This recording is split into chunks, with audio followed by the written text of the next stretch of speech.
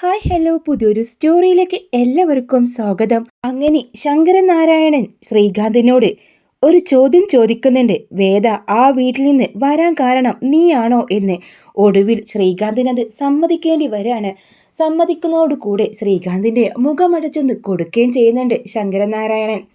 അതിനുശേഷം വേദയുടെ റൂമിലേക്ക് പോയ ശ്രീകാന്ത് അവൾക്ക് നേരെ തട്ടിക്കയറുന്നുണ്ട്. അങ്ങനെ വിക്രമിന്റെ കുഞ്ഞിനെ പ്രസവിക്കാൻ തന്നെയാണ് എൻ്റെ തീരുമാനം. അതുപോലൊരു ഗുണ്ടയാണെന്ന് ഏട്ടൻ പറഞ്ഞല്ലോ.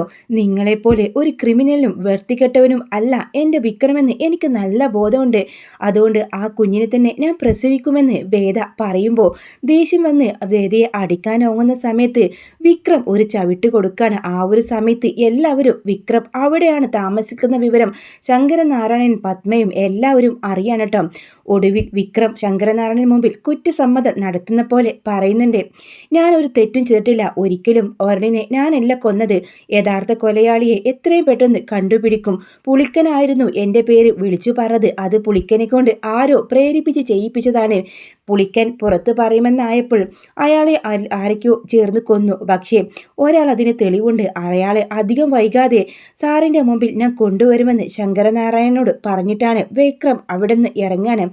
അങ്ങനെ വിക്രം നേരെ പോകുന്ന ജോസഫിൻ്റെ രാജേട്ടൻ്റെയൊക്കെ അടുത്തായിരിക്കും.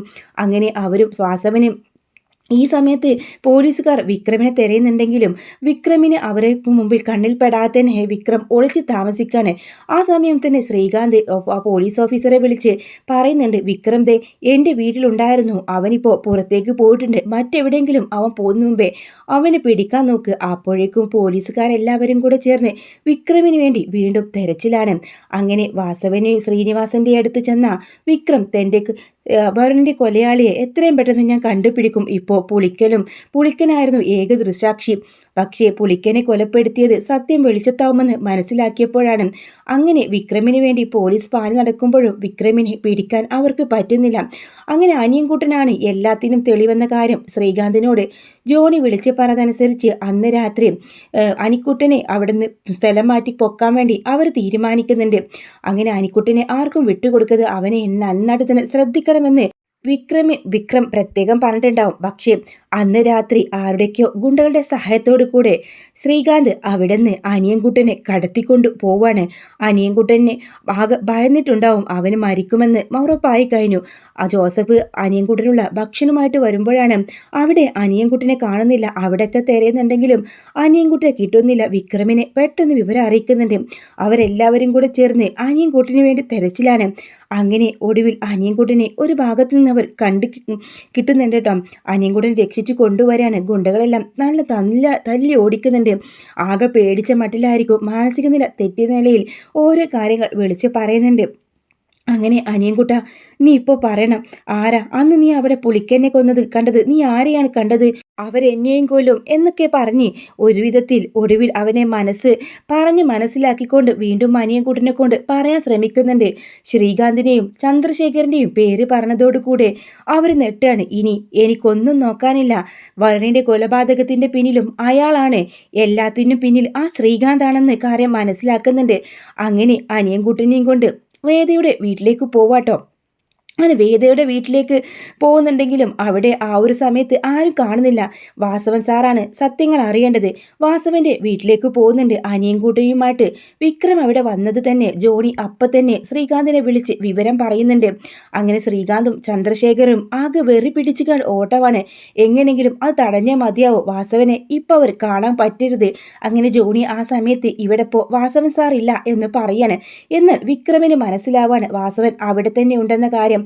അത് പറയേണ്ടത് ജോണിയല്ല, അകത്ത് വാസവൻ സാറുണ്ടെന്ന കാര്യം എനിക്ക് മനസ്സിലായി. ജോണി എന്തിനാ ഞങ്ങളെ തടയുന്നത്? പുളിക്കലിനെ പോലെ ആരെങ്കിലുമൊക്കെ ആയിരിക്കും അല്ലേ ജോണി എന്ന് സംശയത്തോടെ ശ്രീകാന്ത് പറയുമ്പോൾ അങ്ങനെയൊന്നുമല്ല എന്ന് പറഞ്ഞ് വിക്രമിൻ്റെ മുമ്പിൽ ഒഴിഞ്ഞു മാറാട്ടം. അങ്ങനെ വാസവനെ കണ്ടതും അവിടേക്ക് ഒന്നും അറിയാതെ ശ്രീകാന്ത് ഓടി വരുന്നുണ്ട്. ആ സമയത്താണ് അകത്ത് വിക്രമും അനിയൻകുട്ടനൊക്കെ ഉള്ള കാര്യം മനസ്സിലാകുന്നത്. ആ സമയം ഇങ്ങനെ ചോദിക്കുന്നുണ്ട് വാസവനെ അനിയൻകുട്ടനോട് ചോദിക്കുന്നുണ്ട്, അന്ന് പുളിക്കന്നെ കൊന്നത് ആരാ? നീ ആരെയാണ് അവിടെ കണ്ടത്? അത് പിന്നെ സാറേ ഇവനിക്ക് വല്ലാത്ത ഭയമാണ്. ഇവൻ ആ പേര് പറയാൻ പോലും ഭയക്കുന്നുണ്ട്. അവനെയും കൊന്നു കളയുമോ എന്ന പേടിയാണ്. ആ ഒരു സമയത്താണ് ശ്രീകാന്ത് വാതിൽക്ക് വന്ന് നിൽക്കുന്നത്. അനിയൻകുട്ടൻ അയാൾക്ക് നേരെ വിരൽ ചൂണ്ടി പറയുന്നത്, അയാളാ പുളിക്കലിനെ കൊന്നത് ഞാൻ എൻ്റെ 2 കണ്ണുകൊണ്ട് കണ്ടതാ. ഇയാളും ഇയാളുടെ ഭാര്യയുടെ അച്ഛനുമായി ചന്ദ്രശേഖരനും കൂടെ ചേർന്നാണ് പുളിക്കലിനെ കൊന്നത്. എന്താ ഇയാള് വെറുതെ ഓരോ ഇല്ലാവചനം പറയാണ്. ഇവൻ്റെ മനസ്സിൽ നിയന്ത്രണമില്ല, അവൻ മാനസികാവസ്ഥയിലാണ്, അവനൊരു മാനസിക രോഗിയാണ്, ഭ്രാന്തനാണ്, അവൻ്റെ വാക്ക് വിശ്വസിക്കരുതെന്ന് വാസവൻ പറയുന്നത്. അല്ല സാറേ, എനിക്കൊരു ഭ്രാന്തുമില്ല, പക്ഷേ ഇനി ഇയാളെ എന്നെ കൊന്നാലും തരക്കേടില്ല. പക്ഷേ വരണിൻ്റെ കൊലപാതകത്തിൻ്റെ പിന്നിലും പുളിക്കലിൻ്റെ കൊലപാതകത്തിൻ്റെ പിന്നിലും ഇയാളാണ്, ഞാൻ 2 കണ്ണുകൊണ്ട് കണ്ടതാണെന്ന് അനിയൻ പറയുന്നുണ്ട്. വിക്രമിനെ രക്ഷിക്കാൻ വേണ്ടി ഇവന് എന്നെ വെറുതെ കരുവാക്കണം സാറേ, ഞാൻ ചെയ്തിട്ടില്ല. എനിക്ക് മനസ്സിലായി ആരാണ് എൻ്റെ മകനെ കൊന്നതെന്നും എല്ലാത്തിൻ്റെ പിന്നിൽ ആരാണെന്നും. എൻ്റെ കൂടെ നിന്ന് ചതിക്കുമായിരുന്നല്ലടാ എന്നും ചോദിച്ചുകൊണ്ട് ശ്രീകാന്തിൻ്റെ നേരെ തോക്ക് ചൂണ്ടുന്നുണ്ട്. എന്നാൽ വിക്രം വാസവനോട് പറയുന്നുണ്ട്, അങ്ങനെ ഇയാളെ വെറുതെ കൊല്ലാൻ പറ്റില്ല, ഇയാൾ ഒരുപാട് കാര്യങ്ങൾ ചെയ്തിട്ടുണ്ട്, അയാൾ ശിക്ഷ അനുഭവിച്ചിട്ടേ ഇയാൾ ചാവാൻ പാടുള്ളൂ, അതുകൊണ്ട് തന്നെ അത്ര പെട്ടെന്നുള്ള മരണം ഇയാൾക്ക് ഉറപ്പിക്കാൻ വരട്ടെ സാറേ, വാസവൻ സാറിന് തന്നെ ഇവനെ ഞാൻ വിട്ടുതരും, പക്ഷേ അതിനു മുമ്പ് വിക്രമിന് ഒരു കണക്ക് തീർക്കാനുണ്ട്. അങ്ങനെ ശ്രീകാന്തിന് പോലീസ് അവിടെ വെച്ച് തന്നെ അറസ്റ്റ് ചെയ്ത് കൊണ്ടുപോവാട്ടോ. ശങ്കരനാരായണൻ തൻ്റെ വീട്ടിലുണ്ടായ കാര്യങ്ങളെല്ലാം ഓർത്ത് ആകെ അന്തം വിട്ട് നിൽക്കാട്ടോ. ഇങ്ങനെ ഈ ഒരു എപ്പിസോഡൊക്കെ കുറേ എപ്പിസോഡുകൾ ചേർത്തുള്ള ഒരു കുഞ്ഞു റിവ്യൂ ആണ് കേട്ടോ. നല്ല വ്യക്തമായിട്ട് തന്നെ ഇതിൻ്റെ കഥ ടി വിയിൽ വരാൻ പോകുന്നുണ്ട്. ശ്രീകാന്തിനെ അങ്ങനെ എല്ലാവരും കൂടി പിടിച്ച് ജയിലിലേക്ക് കൊണ്ടുപോകണം. പക്ഷേ ആ ജയിലിലേക്ക് കൊണ്ടുപോകുന്ന സമയത്ത് തൻ്റെ പകയടങ്ങാതെ വാസവൻ അവനക്ക് നേരെ നിറയൊഴിക്കുന്നുണ്ടെങ്കിലും ശ്രീകാന്ത് രക്ഷപ്പെടുന്നുണ്ട്. പക്ഷേ ശ്രീകാന്ത് പിന്നെയുള്ള ജീവിതം ജയിലാണ് കേട്ടോ. സ്വന്തം കൂടപ്പിറപ്പുകളെയും എല്ലാവരെയും ചതിച്ച ശ്രീകാന്തിന് മരണശിക്ഷ തന്നെ കിട്ടണമെന്ന് ശങ്കരനാരായണൻ തന്നെ ആഗ്രഹിച്ചു പോവാണ്. ഇതുപോലൊരു മകൻ തനിക്കുണ്ടായി പോയല്ലോ എന്നൊരു തോന്നലാട്ടോ. അത്രയും നിയമത്തിന് മുമ്പിൽ ന്യായത്തിന് വേണ്ടി നടന്നിരുന്ന ശങ്കരനാരായണന് ഇങ്ങനൊരു മകൻ ഇത്രയും ക്രിമിനലാണെന്ന കാര്യം അയാൾക്ക് പോലും അറിയത്തില്ലായിരുന്നു.